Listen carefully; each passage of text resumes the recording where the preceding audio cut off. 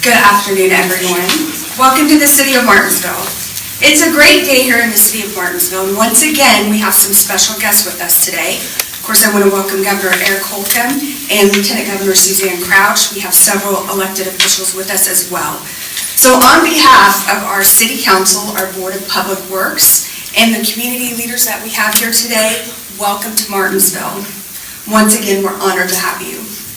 Perhaps one of the most impactful investments that any community can make are improvements to their infrastructure.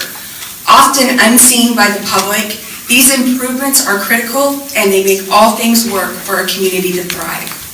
There is probably no one who would better understand that than our own Lieutenant Governor Suzanne Crouch. Lieutenant Governor Crouch has served at the local level as a county commissioner, served as a state representative, as your state auditor, and now serves as the 52nd Lieutenant Governor for the state of Indiana. I was able to know Suzanne more when she was a state auditor, and that's not in a bad way. What I found the most about her was not just her intelligence, but her ability to connect on a personal level with her people. Her enthusiasm and charisma were both an inspiration for me when I ran for mayor in 2015. It is my great honor and my great privilege to welcome our 52nd Lieutenant Governor here today. Please stand with me and welcome Lieutenant Governor Suzanne Crouch.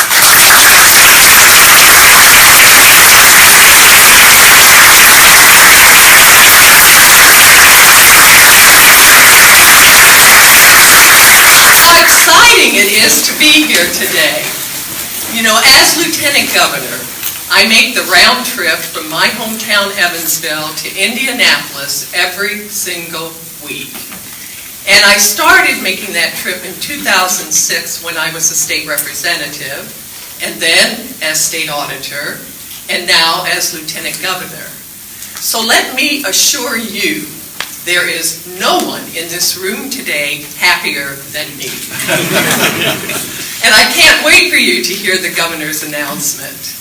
But let me start by thanking our legislators, our agency heads, our elected officials, and our community partners for all of your hard work. And because of you, Indiana is thriving. As Lieutenant Governor, I head up 5 agencies in Indiana. They are very rural in nature. And while this announcement is going to have a huge impact on all of Indiana, it will particularly have an impact on rural Indiana. So thank you, Governor Holcomb, for ensuring that rural Indiana and the Hoosiers that call it home are not left behind. We are gathered here in Martinsville, the hometown of Senate President Pro Tem-elect Rod Gray, and he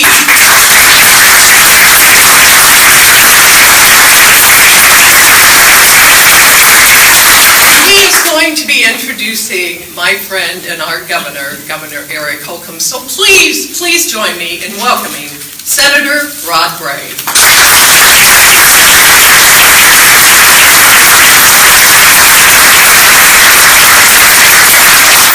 Thank you very much, Lieutenant Governor, for your kind words and for being here today and all that you do for the state of Indiana. We're so pleased that you're all here. As the mayor already said, I want to reiterate very briefly that it gives you the opportunity to see some of the many exciting things going on here in our community, both in Morgan County and in Martinsville. From the completion of one phase of I-69 to the beginning of the last phase of I-69 to what is literally millions of dollars of capital investment in our downtown area. You can't believe how excited we are for some of the things going on in our community and frankly in all of our state. It is my honor today to introduce the governor of our state of Indiana. Not only has he, over the years he's been governor now, crisscrossed the state of Indiana, trying to find ways to give Hoosiers jobs and better paying jobs, but he's also literally traveled the globe to do the same.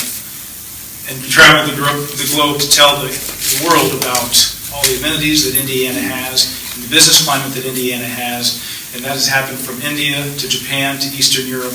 And better yet, whenever he comes home from those trips, he brings home jobs and investment almost every time. So we appreciate the great work that he's been doing, and he's here today for yet another announcement that is going to make Indiana more competitive in its business environment, but but also, and maybe more importantly, make Indiana a better place to live, to work, and to grow a family. Everybody please welcome Governor Holcomb. Thank you.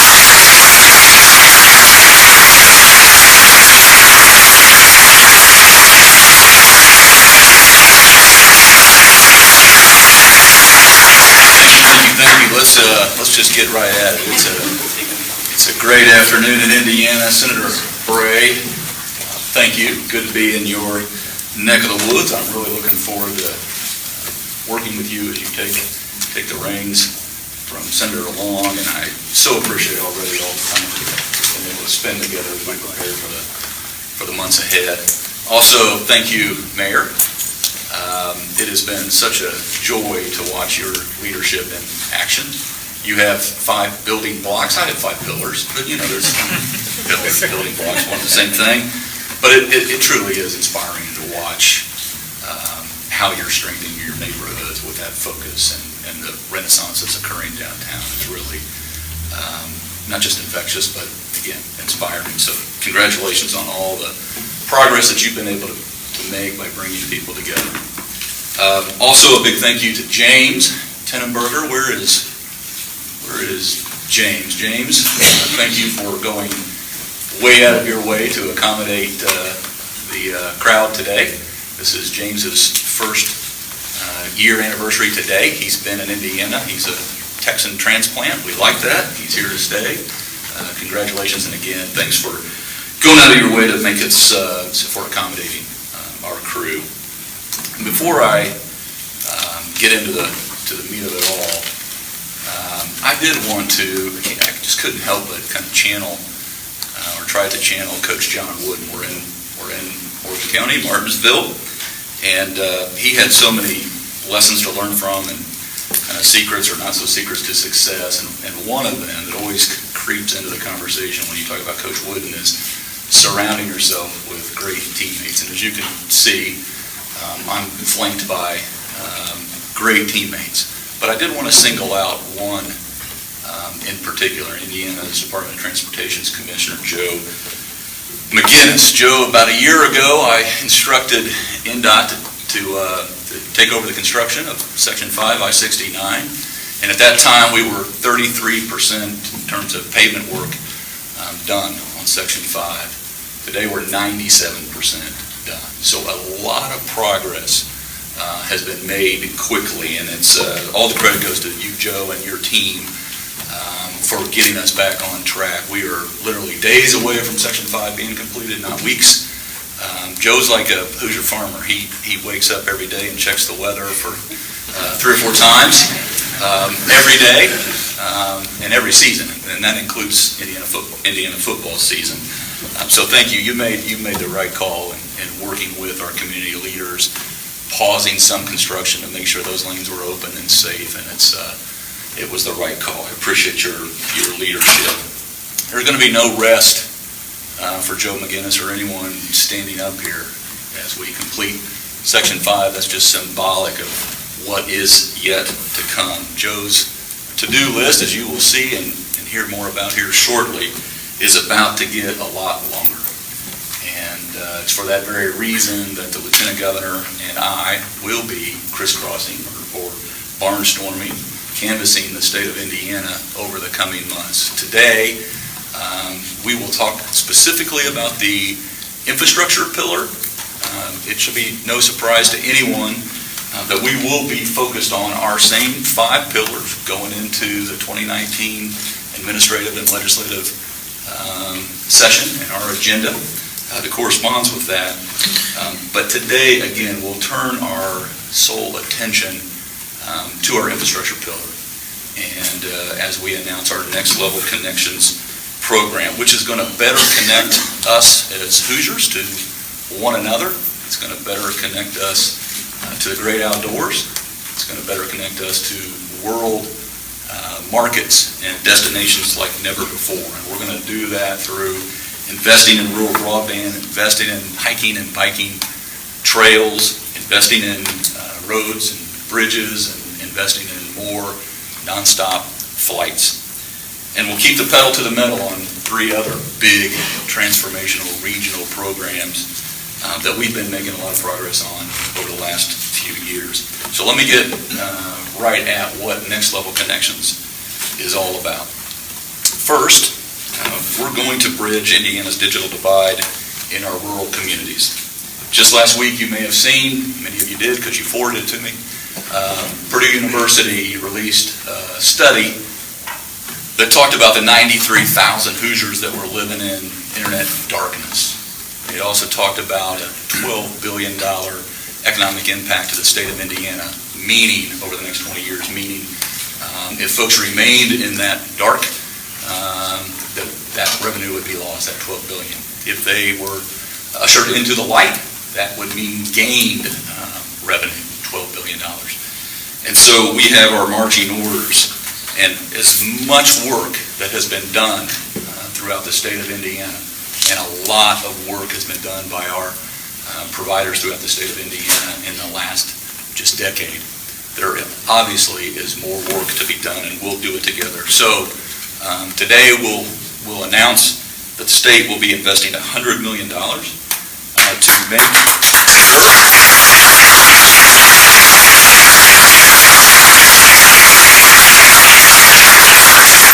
We're going to invest that $100 million to make sure that Hoosiers living in specifically rural Indiana have access to high-speed, affordable internet. So over the course of this month, September, our team will be fanning out around the state of Indiana. We'll be working with local entities and providers, all the stakeholders, to develop a grant program to connect the underserved and the unserved population throughout the state of Indiana. The very folks who this is going to help the most are going to benefit from this technology. This is a classic example in my mind of the haves versus the have-nots. And we can do something about this. And so when you're talking about getting this technology into the rural parts of our state, that's going to help in terms of telemedicine, in terms of people pursuing online education, in terms of better crop management. The list just goes on and on and on and on. And we're going to have the means to get at this. Secondly, we're going to create a world-class network of Indiana hiking and biking trails. We're blessed here in the state of Indiana with incredibly beautiful and diverse terrain, and we want to show it off even more. We want to share it. We want more people to have access. We have a goal to make sure that every Hoosier has access to a trail within 5 miles of where they are. And you can just think about where we are right now. You can think about the dunes to the Morgan Monroe State Forest, all the way down to the Ohio River, and all the trails along the southern Indiana, and all the communities, cities and towns, communities in between, that are, as you can see by the dots on one of these poster boards here, you can see as those dots and those lines are already starting to form up throughout the state. We want to connect the dots. We want to connect those lines so that more community over the course into the fourth quarter, we'll work with stakeholders and to develop a $90 million grant fund that will emphasize projects that connect cities and towns and already existing projects together, including some of the priority DNR projects throughout our state. I won't ask you, but I have huffed and puffed on a number of our trails with Janet and Henry, and we're just excited to be able to hit some new trails for the very first time. Third, it's by design that we are here in Martinsville for this next part of the announcement.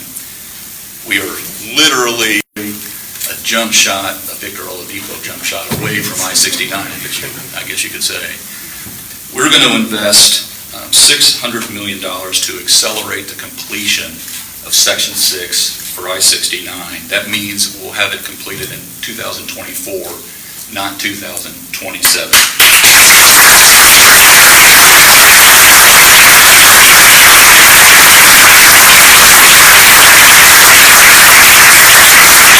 We're also going to invest $190 million on highways 20 and 30 and 31. Our upgrades on 31 will reduce the number of stoplights from South Bend to Indy to 2, and we're not going to stop there. We're not going to stop till drivers don't have to stop on their trip from South Bend to Indy. And that truly becomes a freeway, stoplight free. That's $790 million that I just ticked off, ladies and gentlemen. Transformational, regional road projects that are going to be done quicker and more effectively than once planned and thought. And oh, by the way, we're going to step up our Clean Highways program.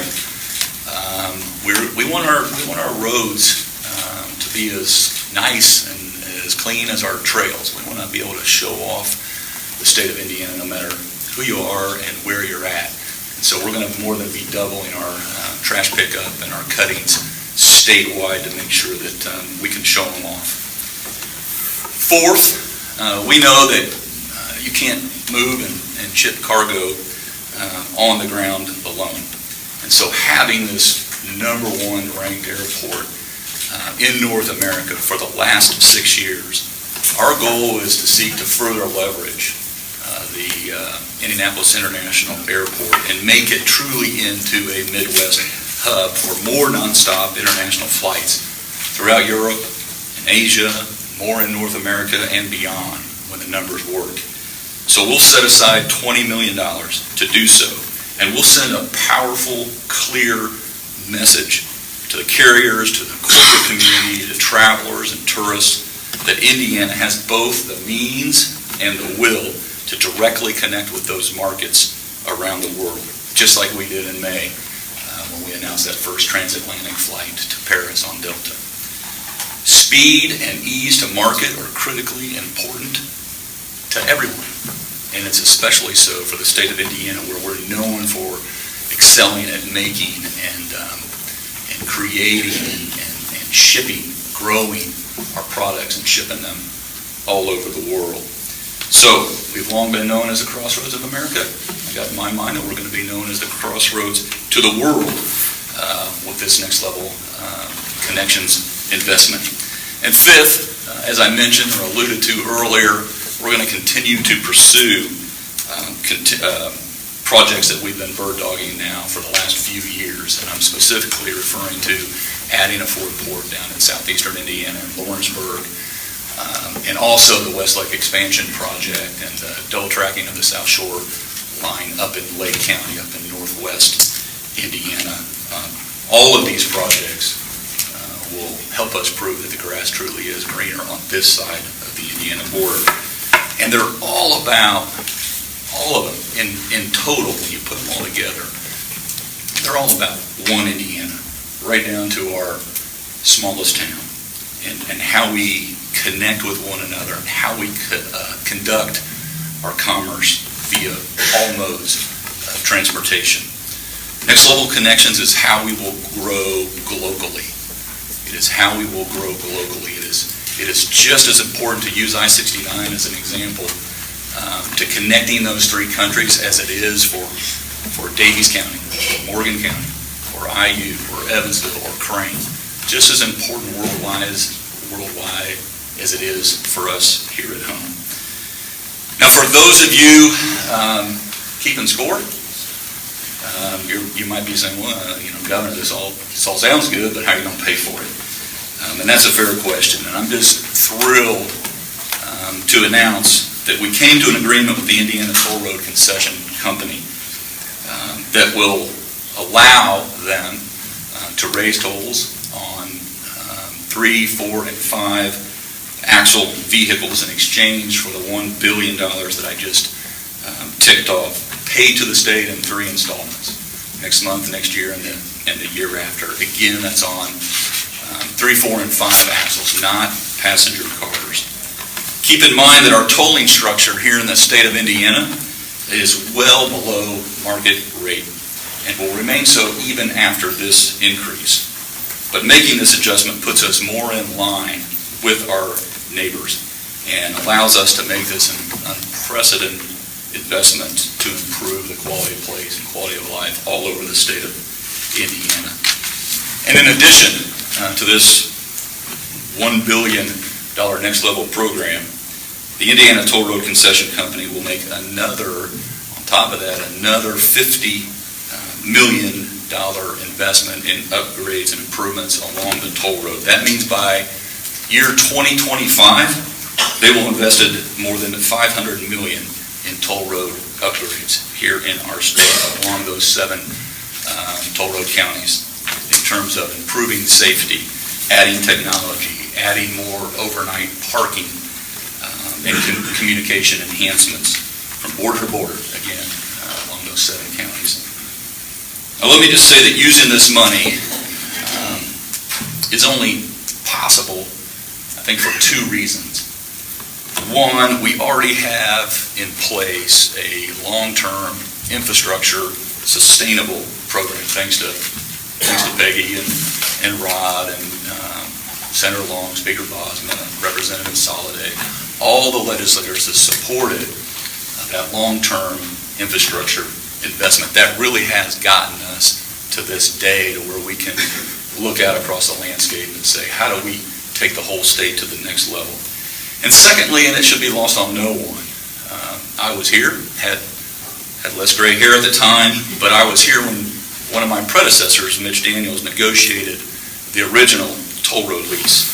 And he negotiated a deal that has impacted our state to this very day. It helped us experience this momentum that we're still enjoying to this very day in terms of economic development, in terms of greater connections between regions, in terms of increased tourism. The list just goes on and on and on.